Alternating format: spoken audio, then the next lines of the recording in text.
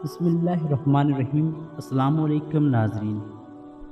جو لوگ حضرت امام حسین علیہ السلام کے مقابلے میں کربلا گئے اور ان کے قتل میں شریک ہوئے، ان میں سے تقریباً 6000 کوفی تو مختار کے ہاتھوں ہلاک ہوئے اور دوسرے لوگ طرح طرح کے عذاب میں مبتلا ہوئے۔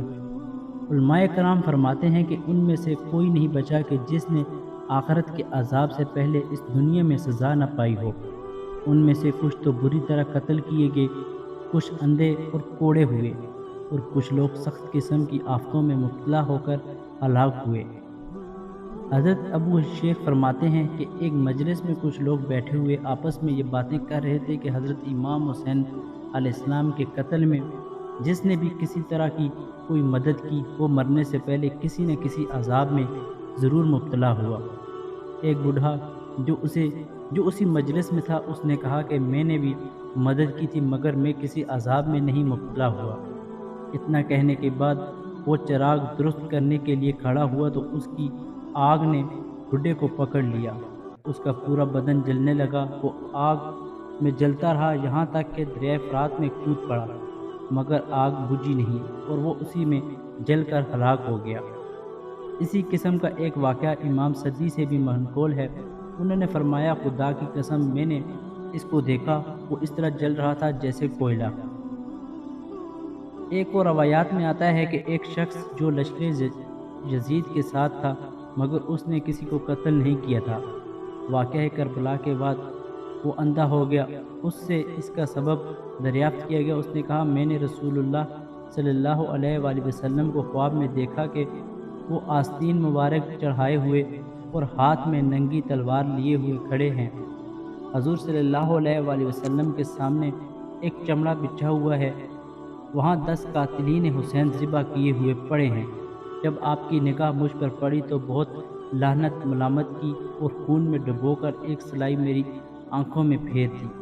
اسی وقت سے میں اندھا ہوا ہوں۔ حضرت علامہ ابن حجر مکی رحمۃ اللہ علیہ تحریر فرماتے ہیں کہ یزید کے لشکر کا وہ سپاہی کہ جس نے حضرت امام حسین علیہ السلام کے سر مبارک کو اپنے گھوڑے کی گردن میں لٹکایا، کچھ دنوں کے بعد لوگوں نے دیکھا کہ اس کا چہرہ بہت زیادہ کالا کیسے ہو گیا۔ اس نے کہا، جس روز میں نے حضرت امام حسین علیہ السلام کے سر کو اپنے گھوڑے کی گردن میں لٹکایا، اسی روز سے ہر رات کو 2 آدمی میرے پاس آتے ہیں اور مجھے پکڑ کر ایسی جگہ پر لے جاتے ہیں جہاں بہت سی آگ ہوتی ہے، مجھے منہ کے بل اس آگ میں ڈال کر نکالتے ہیں۔ اس وجہ سے میرا منہ اتنا زیادہ کالا ہو گیا ہے۔ راوی کا بیان ہے کہ وہ شخص بہت بری موت مرا۔ روایات میں ہے کہ وہ بدبخت جس نے حضرت علی اصغر کے حلق میں تیر مارا تھا، وہ اس مصیبت میں گرفتار ہوا کہ اس کے پیٹ کی طرف ایسی سخت گرمی پیدا ہوئی کہ گویا آگ لگی ہے، اور پیٹھ کی طرف ایسی سردی کہ خدا کی پناہ۔ اس حالت میں اس کے پیٹ پر پانی چھڑکنے، برف رکھنے اور پنکھا جلتے مگر ٹھنڈک پیدا نہ ہوتی، اور پیٹھ کی طرف آگ جلا کر گرمی پہنچانے کی کوشش کرتے مگر کچھ فائدہ نہ ہوتا، اور وہ پیاس چلاتا تو اس کے لیے ستو اور دودھ لایا جاتا، لیکن 5 گھڑا بھی اس کو پلایا جاتا تو وہ پی لیتا اور پھر بھی پیاس چلاتا رہا، یہاں تک کہ اس طرح پیتے پیتے اس کا پیٹ پھٹ گیا۔ علامہ جلال الدین سیوطی رحمۃ اللہ علیہ معاذرات و محاورات میں تحریر فرماتے ہیں کہ کوفہ میں چیچک کی بیماری ایک سال ایسی ہوئی کہ جو لوگ حضرت امام حسین علیہ السلام کو قتل کرنے کے لیے گئے تھے، 1500 اولاد ان کی چیچک سے اندھی ہو گئی۔ حاکم میں حضرت ابن عباس رضی اللہ تعالیٰ عنہ سے روایت ہے کہ خدا تعالیٰ نے رسول اللہ صلی اللہ علیہ وآلہ وسلم کے پاس وحی بھیجی کہ میں نے حضرت یحییٰ بن زکریا علیہ السلام کے عوض 70,000 کو مارا، اور اے محبوب تمہارے نواسی کے عوض 70,000 اور 70,000 یعنی 1,40,000 کو ماروں گا۔